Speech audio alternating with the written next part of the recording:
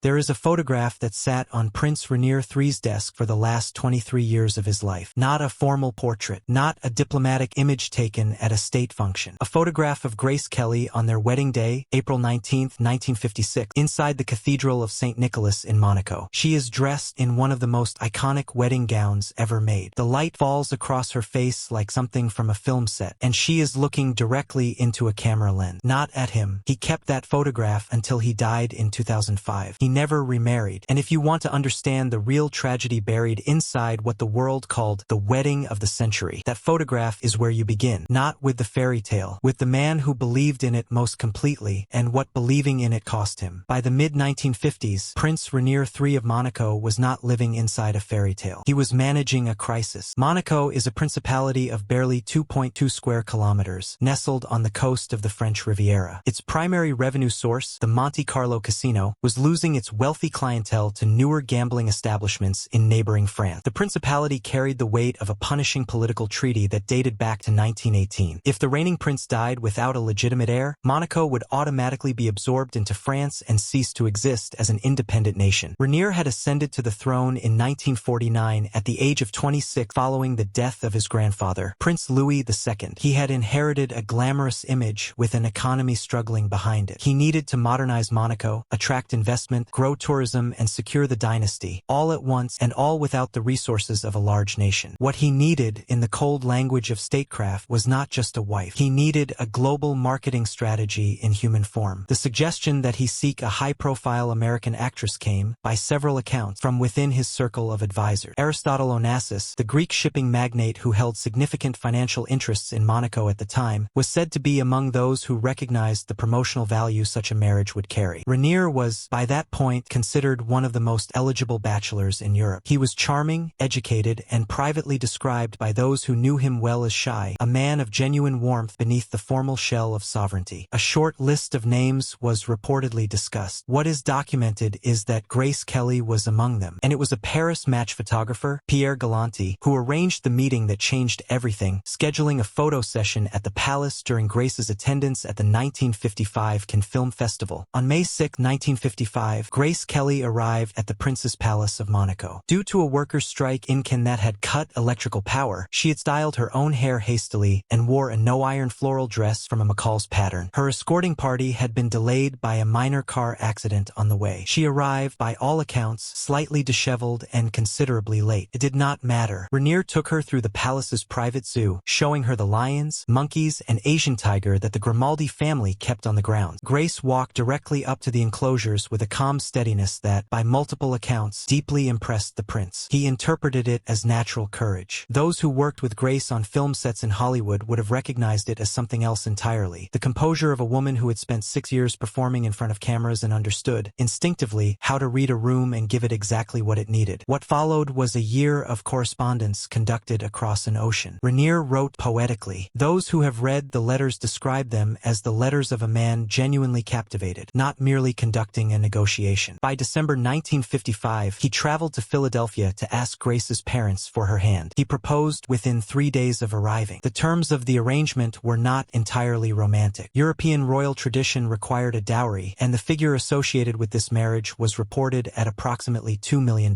Grace's father, Jack Kelly, a self-made millionaire and 3-time Olympic gold medalist in rowing who had built his fortune through his own labor, reportedly told Rainier directly that his daughter did not need to pay anyone to marry her. The full financial details have never been made entirely public. What is known is that the engagement was formalized. The announcement generated enormous international press coverage, and by April 1956, Grace Kelly was sailing across the Atlantic aboard the ocean liner SS Constitution with her family, her bridesmaids, and approximately 80 pieces of luggage. On April 19, 1956, the religious ceremony took place inside the Cathedral of St. Nicholas. More than 1,800 journalists descended on Monaco to cover it. The event was broadcast live to over 30 million television viewers across 9 countries via Eurovision, the first royal wedding ever televised. MGM Studios filmed the ceremony in color and later distributed it commercially to theaters. Grace's gown was designed by Helen Rose, MGM's Academy Award-winning costume designer, and was a gift from the studio. It required 25 yards of silk taffeta, 100 yards of silk net, antique rose point lace sourced from a museum, and thousands of hand-sewn seed pearls. 50 seamstresses had worked on it for weeks. Rainier wore a military dress uniform uniform he had designed himself, drawing inspiration from the uniforms of Napoleon Bonaparte. The guests included representatives from 24 nations. The wedding banquet featured caviar, lobster, and smoked salmon. A six-tiered cake weighing over 90 kilograms, decorated with miniature replicas of Monaco's palace facades and cut with a princely sword, served as dessert. Fireworks lit up the harbor that evening. Later, Prince Rainier himself would describe the entire spectacle as the biggest circus in history and confide that he and Grace had both agreed they would rather have been married quietly in a small chapel in the mountains. That single admission tells you something essential about Rainier that the photographs do not. He had not wanted the circus. He had wanted the woman. Here is where the real tragedy for Prince Rainier begins to take shape, not in what happened after the wedding, but in the gap between what he believed he was marrying and what he was actually receiving. Rainier had spent a year exchanging letters with Grace Kelly. He had met her parents. He had seen her at the palace, in the garden, among his animals. He had watched her move through a room. By every measure available to him, he had conducted a serious and thoughtful courtship. He was not a fool and he was not naive. He was a sovereign prince educated at the University of Montpellier and the Paris Institute of Political Studies. He understood politics. He understood negotiation. He understood the difference between public presentation and private reality. What he could not have fully understood was the depth of the performance he had witnessed. Grace Kelly had spent her entire professional life, from her earliest theater work at the American Academy of Dramatic Art through her Oscar-winning career at MGM, constructing and maintaining an image of cool, untouchable elegance that bore a selective relationship to her actual private life. Hollywood's studio system of the 1950s had been built on exactly this principle. The image is the product, and the product must be protected. MGM had invested years in building Grace Kelly's public persona, and she had lived inside it so completely that the separation between the performer and the person had become genuinely difficult to locate, even for those closest to her. The courtship had given Rainier access to the most polished version of Grace Kelly that had ever existed. She was 25 years old, at the absolute peak of her professional gift, in the final months before her life would change permanently. She had every possible motivation to give the most compelling performance of her career, and she did. What Rainier stood beside at the altar was the culmination of it. The tragedy is not that he was deceived in any simple or malicious sense. Grace Kelly was not a villain. She was a woman who had spent so long constructing a perfect image that she may no longer have been entirely certain where the image ended and she began. The tragedy is that Rainier loved what he saw with a completeness and sincerity that the situation perhaps did not fully warrant, and he would spend the rest of his life trying to find, within the palace and within the marriage, the woman he had glimpsed in a palace courtyard in Monaco on an afternoon in May 1955. The early years of the marriage established dynamics that would define it for the next 26 years. Monaco was a small world, and Grace discovered almost immediately that it offered her considerably less freedom than even the controlled environment of Hollywood had allowed. The protocol of royal life was rigid. The social calendar was filled with state functions, formal dinners, and public appearances governed by rules she had not been raised with and had not chosen. Rainier issued a directive that Grace's films could not be publicly screened within Monaco. The stated reason was the protection of the princess's dignity. He did not wish his wife's romantic scenes with other men to be visible to the citizens of his principality. The result was a profound irony. The woman whose face had been seen by millions across America now lived in a country where her own artistic legacy had effectively been erased from public view. Those who observed the marriage closely during this period noted that Rainier had been right to worry before the wedding. He had anticipated, privately, that Grace might become restless within the palace's formal rhythms, and she did. She threw herself into charity work, founded the Princess Grace Foundation in 1964 to support local artisans, established a Maid Mondiale to advocate for children's rights, and worked to cultivate an arts community around her within Monaco. She perfected her French. She hosted visiting friends from her Hollywood years. She found, in fragments, things that sustained her. But in 1962, the door that she had permanently closed became visible to both of them at once. Alfred Hitchcock, who had directed Grace in 3 consecutive films, Dial M for Murder, Rear Window, and To Catch a Thief, wrote to offer her the lead in Marnie, a psychological thriller he was preparing. Rainier agreed she could take it. The Monégasque press responded within days. Public pressure was swift and total. Grace withdrew. Hitchcock cast another actress. The film was made without her, and Grace Kelly never stood in front of a professional camera again. Rainier later said, in a rare moment of candor, "I never forgave myself for that. It is one of the most quietly devastating sentences attributed to him. He had tried to give something back to her. The world had made it impossible, and he carried the weight of that failure for the rest of his life." On the afternoon of September 13, 1982, a Rover 3500 traveling along the D37 road above the cliffs of Monaco left the road and fell approximately 30 35 meters down the cliff face. Grace Kelly was in the car. Her youngest daughter, Stephanie, 17 years old, was with her. Stephanie survived with minor injuries. Grace was taken to the Monaco hospital and died the following evening after suffering a cerebral hemorrhage. She was 52 years old. A French forensic physician confirmed that Grace had suffered an ischemic stroke prior to the crash, a sudden interruption of blood supply to part of the brain, which represented the most medically supported explanation for why the car left the road without any recorded attempt to brake or correct. The police investigation found no evidence of mechanical failure. The palace's initial claim of brake failure was later retracted when Rover's own engineers found no evidence to support it. Rainier made the decision to turn off her life support. He was 62 years old. They had been married for 26 years. He had 3 children and a principality to govern and a world watching him with the same relentless attention it had brought to his wedding day 3 decades earlier. He refused to remarry. In the years that followed, people who worked within the palace described the atmosphere of his private study during his final years. On his desk sat a single photograph, not a state portrait, not an image from a diplomatic occasion. Grace Kelly on their wedding day in the cathedral in the dress with the light on her face, looking directly into the camera. He kept it there for 23 years, until he died on April 6, 2005. He was buried beside her in the Grimaldi family vault inside the Cathedral of St. Nicholas, the same building where they had married in front of 30 million people and a wall of MGM cameras in April 1956. Prince Rainier III ruled Monaco for 56 years, longer than any other monarch in modern European history. Under his direction, Monaco transformed from an indebted principality with a struggling casino into one of the wealthiest territories in the world by per capita income. He diversified the economy, established Monaco as a tax haven for the European elite, coordinated significant constitutional reforms that limited his own sovereign powers, and built something durable from something that had been, in 1949 when he inherited it, genuinely fragile. By every measurable standard of statecraft, his reign was an extraordinary success. The marriage that had in part made that success possible, by placing Monaco at the center of global media attention, by bringing the weight of an American star's fame to a tiny principality, had achieved its political purpose completely. None of that is the tragedy. The tragedy is simpler and more human than any of it. A shy prince who found, in the presence of a woman in a palace garden, something he had not expected to find, something that felt to him like a rare and genuine meeting. He believed in it. He built a life around it. He fought with Charles de Gaulle over it. He tried to give her back what the palace had taken from her. He kept a photograph of her on his desk for 23 years. And in that photograph, she was looking away from him. 30 million people watched that wedding and called it the most beautiful fairy tale of the 20th century. They were not wrong that it was beautiful. They were not wrong that something real was present inside it. But fairy tales require you to stop the story at the right moment. At the kiss, at the cathedral, at the dress, at the fireworks over the harbor. Prince Rainier's tragedy is that he did not get to stop. He had to live inside the story, with all of its costs and silences and complications, for the next 49 years. And unlike the audience of 30 million who needed it to be perfect, he knew exactly what it was. He loved it anyway. That, in the end, is the only part of this story that cannot be debated, documented, or explained away. And it is the part that no biography has ever quite known what to do with.